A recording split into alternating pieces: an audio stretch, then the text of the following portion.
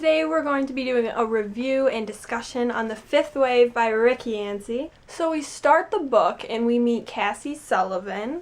She's kind of in a Hunger Games situation. We have the apocalypse going on and there's the others. We don't have any human interaction. We just have flashbacks. We're jumping back in time to her brother and her dad. Her mom died during the third wave, which was the virus. They take Sammy and they said he's going to a better place where he's safe. And Cassie doesn't trust these guys, but their faces are covered and they're just like rounding them up. And then her dad basically hints to her that they're the bad guys. She escapes and then her dad gets killed. She runs away from the campsite. And she promised her brother she'd go back and find him. So then she's shot in the leg and injured. We have this huge section of Cassie. We switch to this stranger who says, "Call me zombie." So I did not make any connection. I should go back and check, but I'm pretty sure there is no clues to who this is. He just says, "Call me zombie."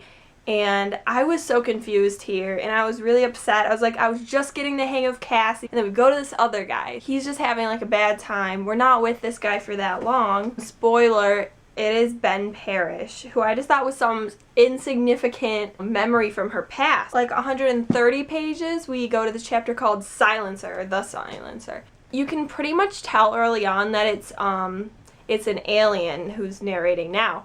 And he watches Cassie and he's like following her and he should be killing her, but he just can't kill her. But we're not even reading from his perspective. It's third person on the alien watching Cassie. So it seems so simple when you finish the book and you like know all the characters. But when I was starting it, this was so confusing to me. So we went Cassie, zombie, alien, third person watching Cassie. So this was so hard for me. So that's why it was kind of hard for me to get into. After the movies come out, like, people see like what's gonna happen kind of and what it's gonna look like, and it'll probably be more popular. But for me, this is like so hard to read right now. So then we go back to Cassie and I'm like, oh thank goodness, it's more familiar now. Then Cassie wakes up and she's like in bed and the bear is next to her, Sammy's bear, and she's just like, where am I? And then this very nice gentleman comes in. His name is Evan Walker. In my head, he's Evan Peters, because I was thinking Kit Walker, Evan Peters. Anyone else think that? Because that was like a no-brainer for me. I went straight to him.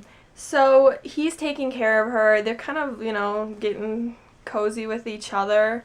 And she can't trust him. I mean, she just met him. She really just trusts him because he had so many opportunities to kill her and he didn't. And then also he's taking care of her. So, I mean, what else is she going to do? Like, as a reader, I'm getting, like, really interested in this Evan character, and I'm like, okay, when are things going to start happening? And then he kisses her, and then she's just kind of like, okay, well, this is nice. So they just kind of, like, go along with that for a while, but he's still keeping a lot from her, and you can just tell. She just knows there's something about him. I, like, pretty much trusted him, and so we're kind of, like, left hanging on that note, and I'm like, okay, no, now I like reading from Cassie. Because I think when I didn't like reading from Cassie, it was just because she was alone and her thoughts were like really messed up at that time, and you can't really blame her. But now that she's like interacting with Evan and then there's like a whole story thing going on, I really started liking Cassie and I was like, okay, this is fun.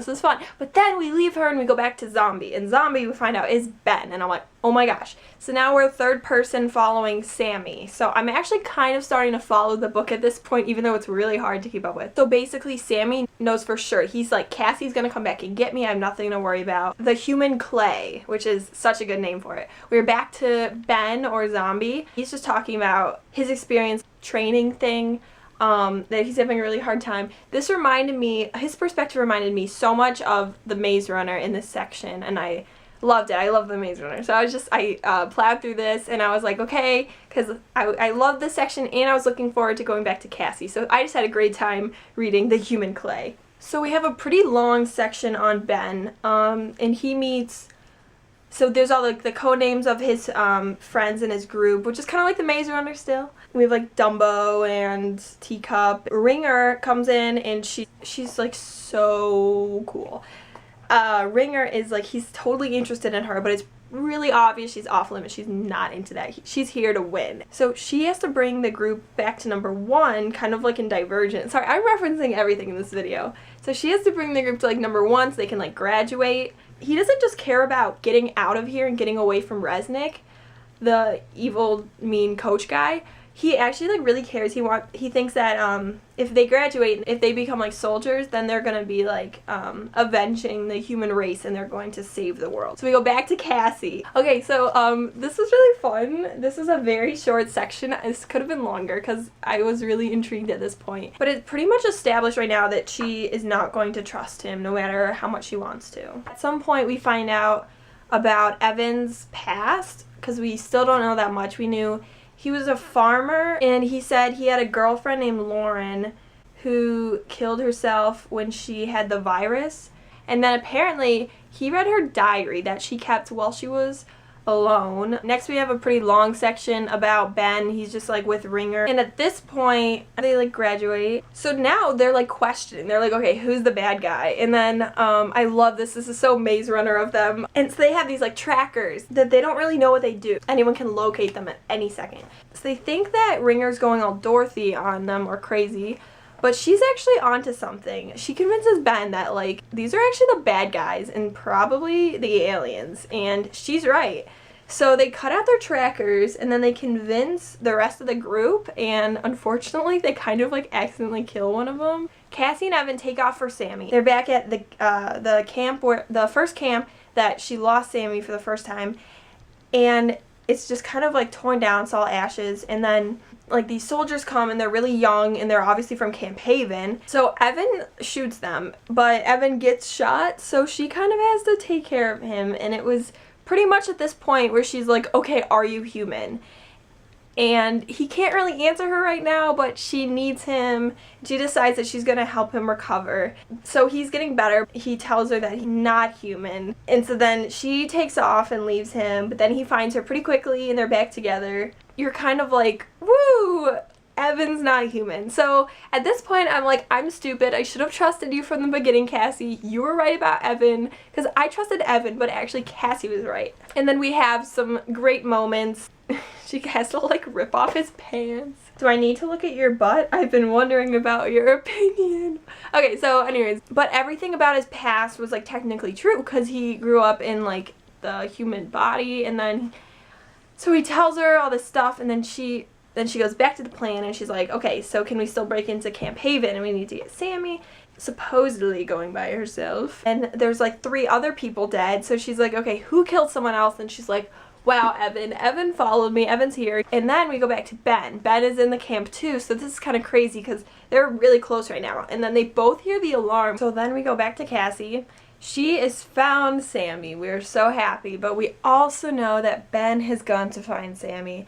And they're both like, I will take down anyone who gets in the way. But they should be like helping each other, but they just don't know that either of them like exist. Then we go to Cassie again, and then we have Cassie for the rest of the book. They reunite and Sammy's like, okay, don't shoot each other. And then they talk it out, and then they're like, oh, I know you from high school. And then it's really weird, but whatever. And then they're just ready to escape. And so they run into Evan, and then she's like, Evan, mwah, mwah, mwah. And then they're all like, okay, who's this guy? And then Ben is like, is Evan an alien? And she's like, no time to explain. And then they just like keep going. And then Evan has to separate from them to like finish up. So we're pretty sure he's gonna blow up the camp, but I still don't really know what happened there. I'm such a good reader. Ben takes Cassie and Sammy into the plane with the girl Ringer. Cassie and Ben are talking, and then he kisses her kind of, and she's all like, oh, thanks. And I'm like so upset. I'm like, that's so pointless right now. No word from Evan, and she's not even thinking about Evan right now. And they're just like watching the sun, and it's just like this dramatic ending, and I like turn the page. It's like acknowledgments. I'm so done. It was the worst ending of all time. I get that we're on a cliffhanger, so we can't know what happens to Evan. So I wish you would say something, because I'm just kind of like, what? Favorite parts, I'd have to say, when stuff starts to happen between Cassie and Evan, that got pretty exciting. Then finding out his secrets was like crazy, and he knows all this stuff about aliens. I loved the interweaving stories. I wish that we got names at the beginning of the chapter. I know that was kind of the point, is that you had to like figure out who you were reading about, but like it was really hard for me to keep up.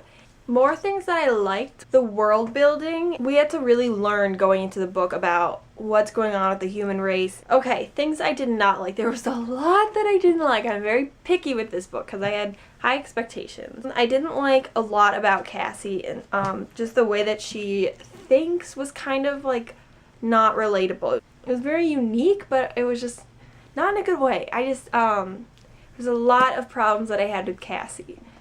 The humor was very hit and miss. Sometimes I would just laugh out loud.